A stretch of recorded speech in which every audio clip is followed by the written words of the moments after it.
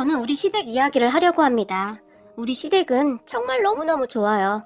시부모님과 시누이까지 정말 이런 분들이 없다고 할 정도입니다. 그런데 제가 왜 이런 사연을 보냈냐고요? 시댁은 정말 아무런 문제가 없는데 단 한 사람, 남편이 문제였거든요. 그 남편에 대해 이야기를 할까 합니다. 우선 우리 친정을 소개하자면 저는 부모님이 일찍 돌아가셔서 할머니, 할아버지가 키웠어요. 비록 조부모님 밑에서 자랐지만 큰 사랑을 주신 덕분에 나름 잘 자랐어요. 할머니, 할아버지가 경제력이 아주 좋은 편은 아니었지만 그래도 나름 부족함 없이 자랐어요. 할머니, 할아버지는 지금도 건강하게 잘 계시고요. 남편을 대학 다닐 때 만났는데 대학 졸업하고 한 2년쯤 지나고 나서 제가 임신을 하게 되었어요. 그래서 급하게 결혼을 서두르게 되었는데 저는 그때 처음으로 남편의 마음을 알게 되었어요. 남편은 우리 친정 부모님이 안 계시다는 것을 꼬투리 잡아서 저를 많이 힘들게 했는데 저는 그런 남편이 이해가 되지 않았어요. 우리 부모님이 안 계시다는 것은 처음 사귈 때부터 다 알고 있던 사실이었는데 남편이 갑자기 돌변을 했거든요. 아마도 남편은 결혼은 저보다 더 나은 여자랑 하고 싶었던 것이 아니었나 싶네요. 그런데 제가 덜컥 임신을 하게 돼서 난감했을 것이라는 생각이 들었으니까요. 임신을 했다는 말을 듣고 남편은 많이 놀라 있었고 며칠 있다가 저를 찾아와서는 우리 아직 나이도 어리고 준비도 안 돼 있는데 조금만 있다 나으면 안 될까? 그냥 병원 가자 라는 말을 하기도 했으니까요. 그때는 남편도 저처럼 무서워서 그런 것이겠지 그런 생각을 했었는데 사실 저도 많이 무서웠으니까요. 나와서 잘 기르자. 이왕 이렇게 된 거 빨리 나와서 기르면 좋잖아. 남편을 설득했지만 남편은 이미 마음이 떠난 듯 했어요. 그러다가 그 사실을 우리 할아버지 할머니가 알게 되었고 결국 시부모님에게 연락을 하게 되었어요. 그렇게 우리는 갑작스레 상견례 아닌 상견례를 하게 되었고 남편의 얼굴은 아주 못 씹은 듯한 표정이었어요. 상견례 분위기는 아주 좋았어요. 물론 남편만 빼고요. 시부모님은 정말 좋은 분들이셨거든요. 상견례를 다녀온 우리 할머니 할아버지가 감탄을 할 정도였어요. 시부모 될 사람들이 아주 괜찮은 사람들이야. 상현이 저것만 보면 결혼 어떻게 시키나 걱정했는데 다행이다 다행이야. 시부모님을 만나고 온 날 할아버지가 처음으로 웃으며 말씀을 하실 정도였어요. 거기다 아가씨도 정말 좋은 사람이었는데요. 말끝마다 언니 언니 하면서 그렇게 잘 따를 수가 없었어요. 참 이상할 정도였어요. 이런 가족들에게 남편 같은 사람이 어떻게 나올 수가 있을까 하고 생각을 할 정도로 말이죠. 우리는 그렇게 서둘러 결혼을 했고 시부모님 집에 같이 살기로 했어요. 둘 다 모아놓은 돈도 없었고 별다른 방법이 없었어요. 그러다 어느 날 시부모님이 저를 시댁으로 불렀는데 애 보는 것도 보통 일이 아닌데 그냥 들어와서 같이 살자꾸나. 너 힘들 때 육아도 같이 하고 괜찮을 것 같은데 네 생각은 어떠니? 시어머니가 제 의견을 물었어요. 사실 시댁 가족들이 정말 좋았기 때문에 저는 망설일 필요가 없었지만 주변에서는 정말 미친 짓이다라며 다들 말리기도 했어요. 하지만 저는 그냥 확신 같은 게 있었던 것 같아요. 그렇게 결혼 후 시댁으로 들어갔고 시부모님과 아가씨는 항상 한결같았어요. 할머니, 할아버지 밑에서 자랐던 저는 정말 엄마 아빠가 생긴 것 같아서 그렇게 좋을 수가 없었어요. 거기다 예쁜 여동생까지 생긴 것 같았으니까요. 육아도 서로 도와가면서 했는데 시부모님과 시누이가 번갈아 가면서 제가 힘들지 않도록 육아를 도와줬어요. 저는 정말 너무나 행복한 시간이었는데 딱 한 가지 문제만 빼고 말이죠. 바로 남편이었는데요. 남편은 결혼하고 더욱 변해버렸는데요. 잔뜩 마시고 취해서 들어오는 날이면 네가 내 발목을 잡았어. 꼴도 보기 싫으니까 꺼져. 라는 말을 하기 일쑤였고 그럴 때마다 시부모님이 달려와서 우리가 너를 이렇게 키웠니? 너 이 정도밖에 안 되는 인간이었어? 라며 남편을 혼내기도 했어요. 그런 일이 자주 반복되었고 그러던 어느 날 난 답답해서 못 살겠으니까 다들 잘 살아. 라며 남편이 집을 나가버렸어요. 저는 그런 남편을 보며 큰 충격을 받았고 아버님, 어머님, 저 그냥 이혼해야 할까 봐요. 저 사람이 저 때문에 마음을 못 잡는 것 같은데 계속 이렇게 살 수도 없고 우리 둘 다한테 할 짓이 아닌 것 같아요. 제가 시부모님에게 눈물까지 흘리며 말을 했어요. 하지만 시부모님은 어차피 집 나간 아들 우리도 필요 없다. 아들 없는 셈 치고 살면 되는 거고 너는 상관하지 말거라. 지금 이혼하고 나가면 너 애는 어떻게 키우려고. 그냥 상현이 없는 셈 치고 우리랑 살자꾸나 라는 말을 하기도 했어요. 그 말에 제가 놀라서 아니 그래도 저 때문에 아들하고 담 쌓고 사줘야 하는데 어떻게 그래요. 제가 놀라서 물었지만 자식 잘못 키운 우리 잘못이지 네 잘못이겠냐? 미안하구나 라고 말을 하셨어요. 그렇게 남편은 집을 나가버렸고 저는 시댁에서 아이를 키우면서 살았어요. 사실 저한테도 다른 선택이 없긴 했으니까요. 그리고 저는 얼마 후 일자리를 구하기 시작했고 비록 임시직이긴 했지만 일을 하기 시작했어요. 회사 일을 하는 동안 시어머니와 시누이가 아들을 돌봐줬고 제 입장에서는 그렇게 감사할 수가 없었어요. 사실 우리는 정말 완벽한 가정이었어요. 남편이 없다는 것만 빼고 말이죠. 그러다 어느 날 남편이 몇 달 만에 집에 들어왔는데요. 우리가 다 모인 자리에서 나 쟤랑 이혼할 거야. 마음 떠난 지 한참 됐고 사실 애 때문에 산 거잖아?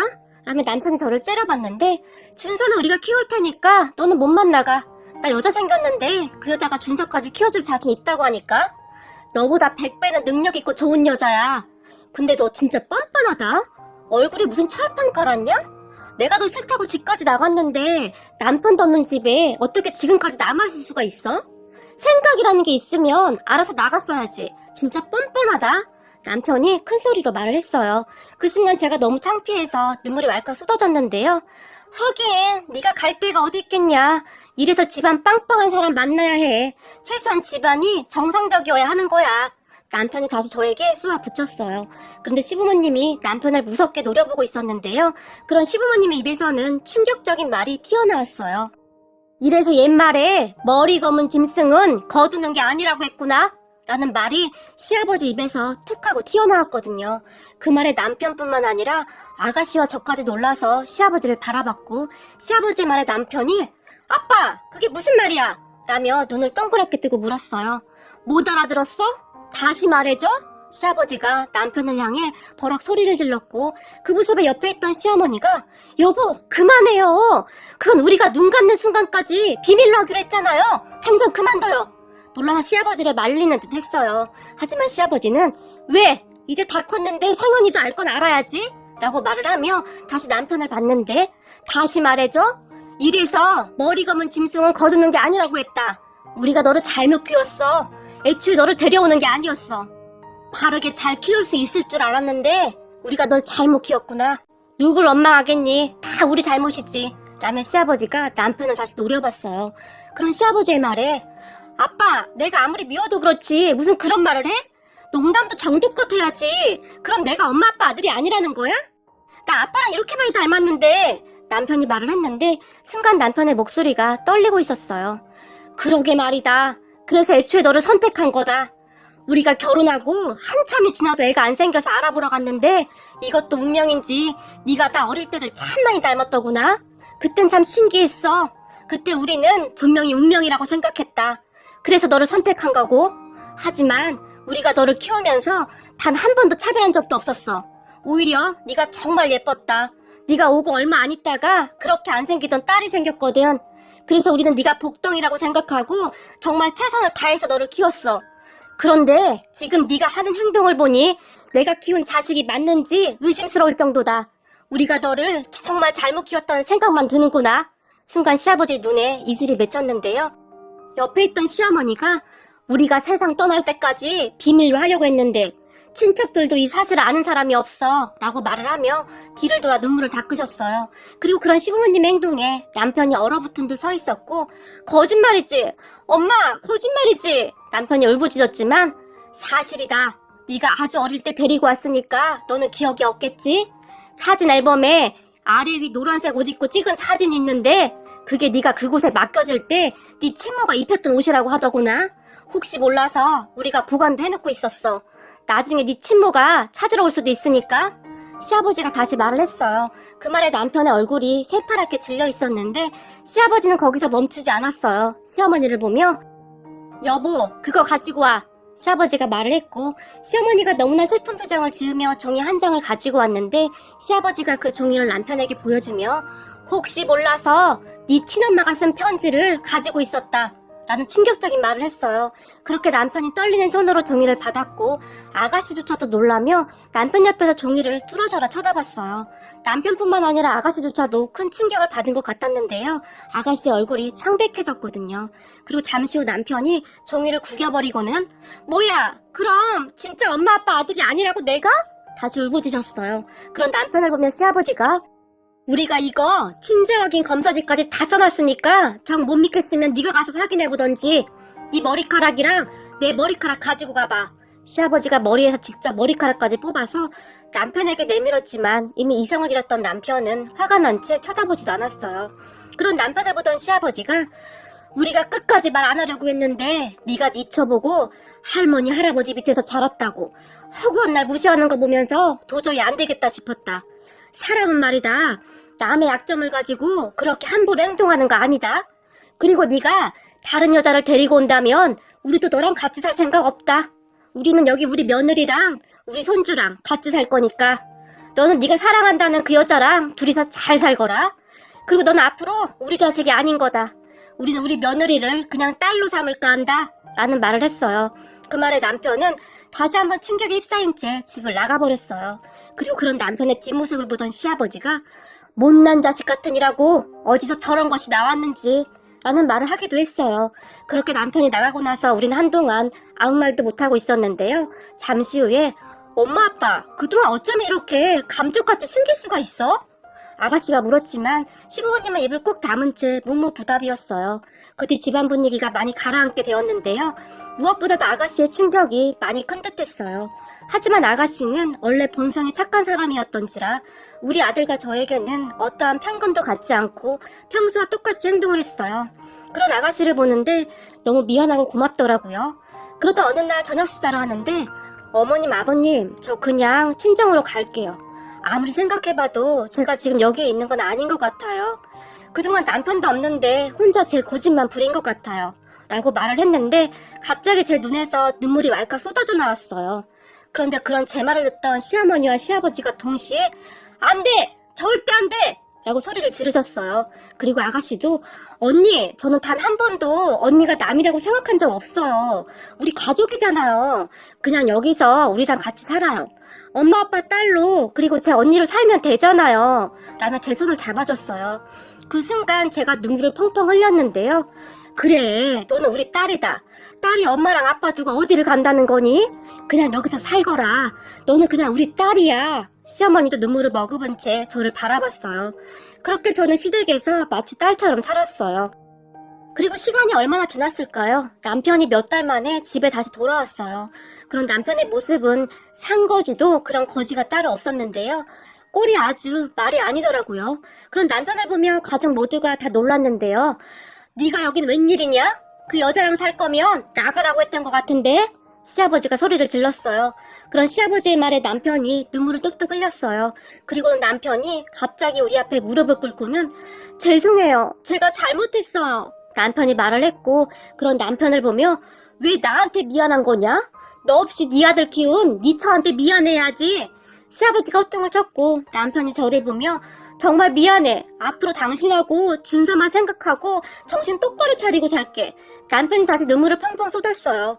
남편의 그런 모습에 저는 그저 어리둥절하고 있었는데 사실 저는 그때쯤 남편을 너무 오랜만에 봐서 어색할 지경이었거든요. 그렇게 남편은 집에 돌아왔고 정말 놀랄 정도로 변했는데요. 우선 취업 준비를 하겠다고 여기저기 열심히 일자리를 알아보기 시작했어요. 같은 사람이 맞을까 싶을 정도였는데 열심히 면접을 보러 다녔어요. 그 모습에 가족들이 적응이 안 될 정도였어요. 그리고 그동안 우리 아들에게 관심도 없던 남편이었는데 아들하고도 잘 놀아주고 나름 노력을 많이 하는 모습이었어요. 그런 남편의 변화에 시부모님이 아주 좋아하셨는데 이제야 다 제자리로 돌아왔구만. 우리 며느리가 제일 고생 많았다. 라며 제 등을 두드려주기도 하셨어요.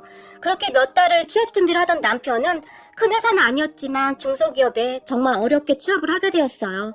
요즘 취업하기가 정말 힘들어서 남편이 취업한 것만으로도 그렇게 고마울 수가 없었어요. 그리고 남편은 정말 열심히 회사를 다녔고 첫 월급을 받은 날에는 가족들의 선물을 사가지고 와서 주기도 했어요. 시부모님께 선물을 드리던 남편이 엄마 아빠 그동안 키워주셔서 정말 감사했어요. 제가 그때 그 소리 듣고 집 나가서 정말 오랫동안 생각을 해봤는데 살면서 엄마 아빠가 저를 차별한 적이 단 한 번도 없더라고요. 그 생각을 하니까 정신이 번쩍 들었어요. 이렇게 잘 키워주신 거 정말 감사해요. 남편이 흐르는 눈물을 닦으며 말을 했고 역시 내 아들이구나. 시부모님도 같이 눈물을 흘렸어요. 그 뒤에도 남편은 정말 많이 변했는데요. 우리 할머니 할아버지에게도 그렇게 잘할 수가 없었어요. 남편은 마치 다른 사람이 된 것처럼 그렇게 살았어요. 그러다가 제가 둘째를 갖게 되었는데 시부모님과 남편이 그렇게 좋아할 수가 없었어요. 다들 딸이었으면 하고 간절히 바랐는데 둘째는 딸이었고 우리 집은 축제 분위기였어요. 그렇게 우리 할머니 할아버지까지 집에 모셔와서 거의 잔치 분위기였는데 한참 대화를 하던 시어머니가 이게 아들 낳을 때랑 딸 낳을 때랑 참 달라. 나도 그랬거든. 아들 낳을 때는 아무래도 더 힘들었던 것 같은데 딸은 좀 더 수월했던 것 같아 라는 말을 했고 순간 가족들이 놀라서 시어머니를 바라봤어요. 그리고 아가씨 입에서 아들 낳을 때? 엄마, 오빠는 이라고 말을 하려다가 멈칫했는데요. 그 순간 시어머니 얼굴이 아주 창백해져 있었어요. 그런 시어머니를 보던 시아버지가 당신 말 조심해! 라며 핀잔을 주기도 했어요. 하지만 다들 별 생각 없이 그대로 잊고 지냈어요. 그렇게 저는 얼마 뒤에 딸을 낳았고 이렇게 행복해도 되나 싶을 정도로 행복한 시간이었어요.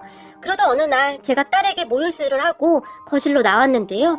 시부모님이 주방에서 대화를 하고 있었는데 제가 거실로 나온 것을 미처 못 봤던 모양인지 시어머니가 여보, 근데 우리 언제까지 이래야 해요? 시아버지에게 조용히 물었어요. 뭘? 시아버지가 다시 물었고 아니, 우리 상현이 출생의 비밀 말이에요. 우선 그 방법으로 상현이가 정신을 차리긴 한 것 같은데 언제까지 속일 수도 없는 노릇이고 어떡하냐고요?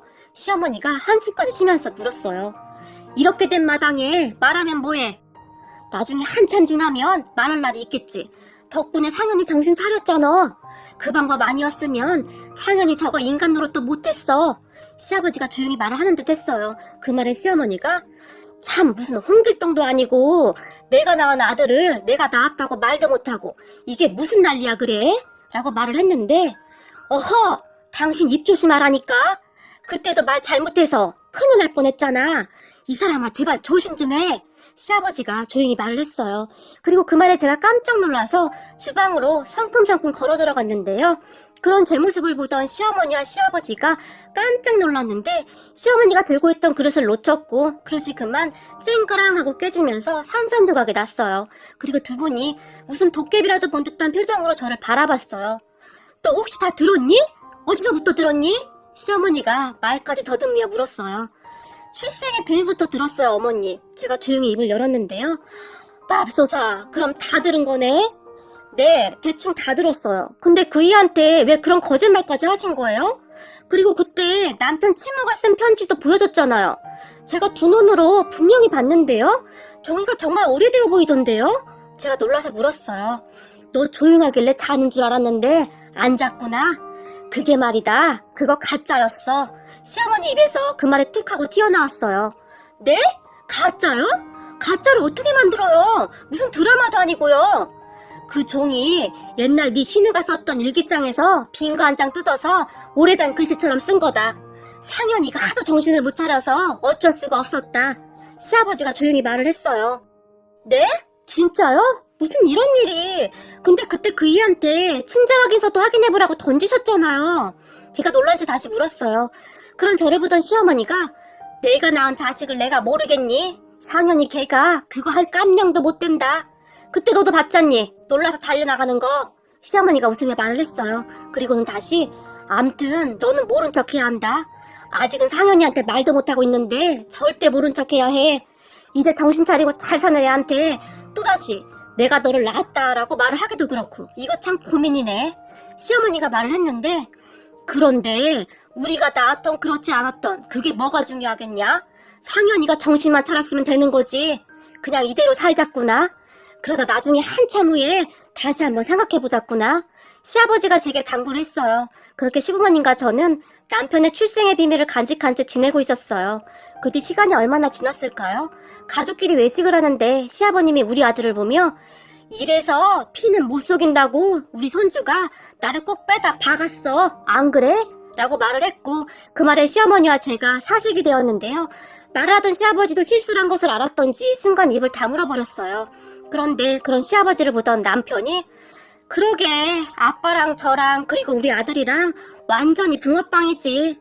쌍꺼풀 없는 눈에다가 둥글둥글한 코가 셋이 똑같지 라는 말을 했어요. 그 말에 시부모님이 아무 말도 없이 그저 조용히 식사를 하셨는데요. 엄마 아빠 내가 지금까지 모른다고 생각한 거야? 남편이 물었어요. 그 말에 시부모님이 순간 얼음이 되었는데요. 사실 나 다 알고 있었어. 엄마가 나 낳은 거.